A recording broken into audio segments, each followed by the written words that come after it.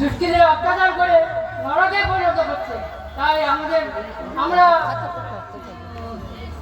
বহুজন ভ্রমণ করে আমরা মনুষ্য জন্ম লাভ করেছি, কিন্তু এই মনুষ্য জন্ম আমরা পশুর জন্য হ্যাঁ, এই পশু দুষ্কৃতীদের হাত থেকে বাঁচাবার জন্য সকলকার কর্তব্য বলে মনে করি। আমি এই কবিতাটির নাম দিচ্ছি নির্যাতিতা তিলোত্তমা। আমি মুখস্থ করতে পারিনি, বলছি এটা ধরে দাঁড়া ঘুরে আসছি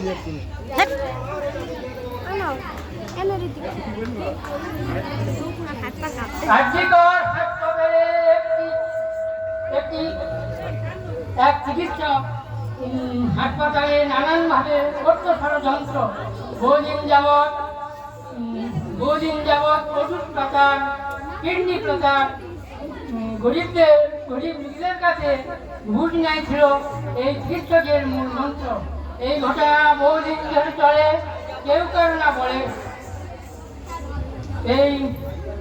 এই হাসপাতালে এক মহিলা চিকিৎসক তিলোত্তমা দেবী এই ঘটনাকে জানিয়ে দেবে বলে হয়ে যাবে জানাজানি। সেই ঘটনা শুনে